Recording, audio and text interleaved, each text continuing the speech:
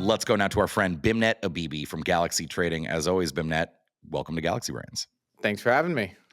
Always great to have you on Galaxy Brains, and it kind of an exciting week in macro. I guess I'm sounding like a broken record. It continues to be exciting in the world of macroeconomics.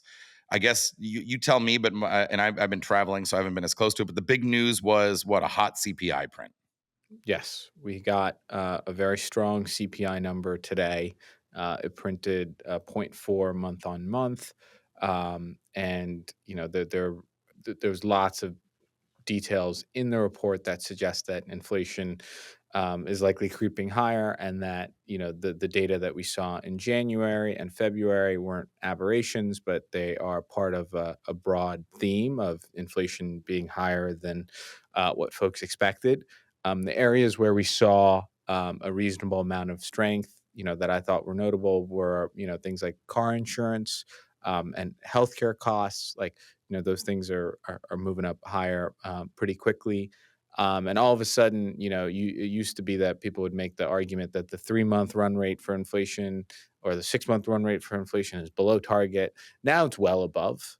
And when you look at things like services inflation x housing, those figures are well above 4%, and now are in areas where the Fed should feel uncomfortable about cutting. And so, given the big beat and the details of the beat, the market has started to price out a lot of cuts for this year. 2 years treasuries were off by 22, 23 basis points, so almost a full cut getting baked out of that 2-year point.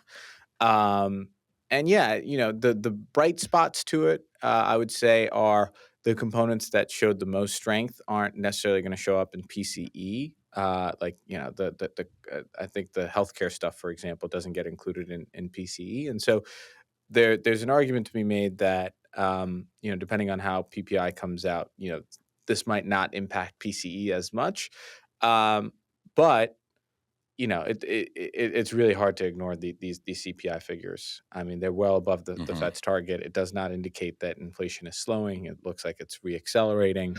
The job market is still hot, and it fits the narrative of just a hot economy that we've had over the past couple of months. And so, I think there's a lot of cold water being thrown onto Powell's arguments for why he wanted to cut 3 times and why the Fed officials had 3 cuts in their dot projections. Yeah, I saw Mike Novogratz had tweeted he didn't see any good reason to cut rates at this point. No reason at all.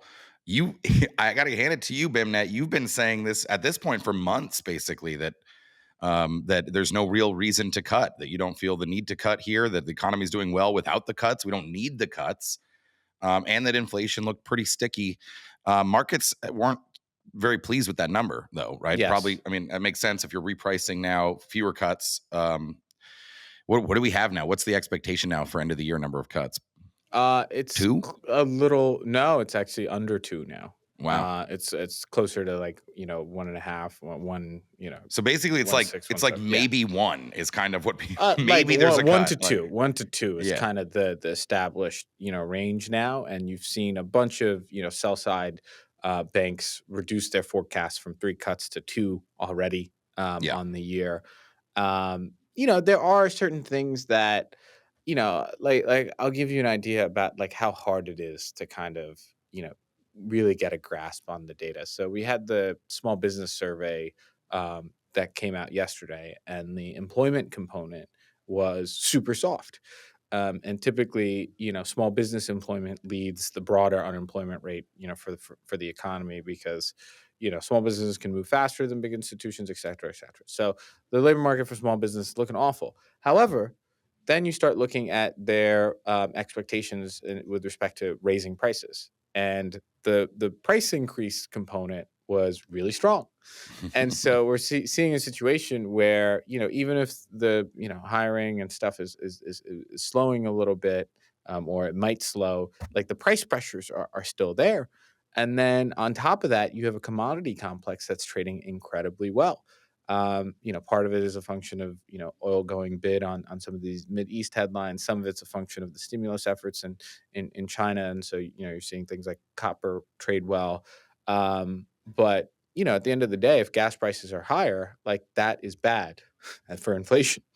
Right. Um, Now, the flip side to all of this stuff is that inflation, at least for a large portion of the population, is actually a tax, right? So if you're telling me that your car insurance premium is up 25% this year, right, and you're paying $100 a month, now it's 125, like that $25 is essentially a tax on you. And we know that incomes aren't keeping up with a 25% like increase. And Right. so more and more, given where savings are in the economy, like people aren't the savings rate isn't like COVID levels 20-30% anymore. People are not net spending, not net saving anymore. And so you've seen excess savings come down, and you're now seeing price for a lot of like everyday goods go up. And so that's going to eat into the consumer a lot. And I would say that folks have already adjusted a lot of their behaviors in it, because of these price increases. Like, I'll give you an example. Like, if you were going out to eat with your family like 3 to 4 times a week, when prices were reasonable, let's say you've already cut that down to 2 to 3, or once a week, Mhm. or once Mhm. a month. But now, you're like you're grocery shopping more, but now your grocery prices are starting to increase more. And it's like, well, then there's the people that went from shopping at high end grocers to mid tier grocers. And so that behavioral shift in the economy has already happened. And so when you start to see inflation tick higher again with this low savings base, it makes you think that the consumer is really going to slow down.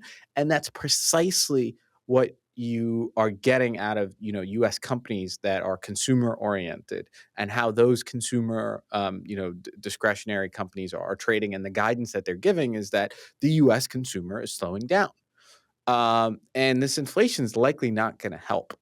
So I feel like Powell's stuck between a rock and a hard place, where that there's so many conflicting pieces of evidence, and there's not really like you should do this with like a high level of confidence. And so I'm sitting here being like, Powell has a hard job. Mhm. Now, at the same time, what are the best things to hedge Powell's jobs? It's still gold, it's still silver, it's still Bitcoin, it's, real world assets that protect purchasing power. And let's talk Because about Bitcoin real quick. Just the near term outlook. We had run as low as what, like 62 ish a couple weeks ago. Then we made it up to the 72K range earlier this week. Actually, I think was that not yesterday, but the day before, so Monday.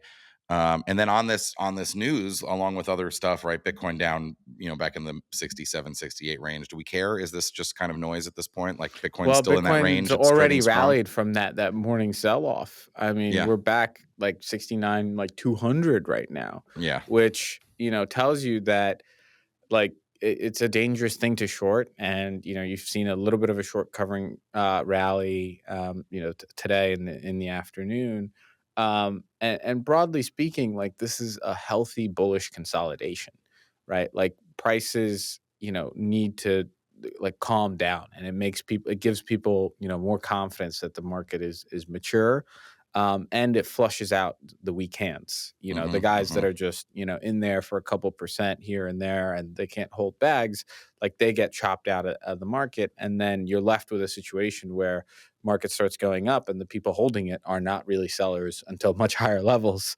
And so the way I'm looking at it, from a chart perspective, and just from a general sentiment perspective, is that this is just chop. This is consolidation. The fundamentals are still there. I think anybody in Bitcoin does. I don't really know many people that are like real like believers in Bitcoin that are selling it, and the equity folks that are picking it up in retirement accounts. These are buy and hold types, people that have been Yep. conditioned to buy and hold every asset in their accounts for a Yeah. really long time. And so I think the setup's still there. And then you've got the catalyst in terms of the halvening coming up as well. Who knows how crypto will trade around that. But I'll say, High level, I'm very comfortable holding Bitcoin right now, and the best thing to do with holding an asset like Bitcoin is just not trade it around too much Yep. because you never know when you're going to get those 7, 8, 9, 10% days, Yeah, we've and done those those.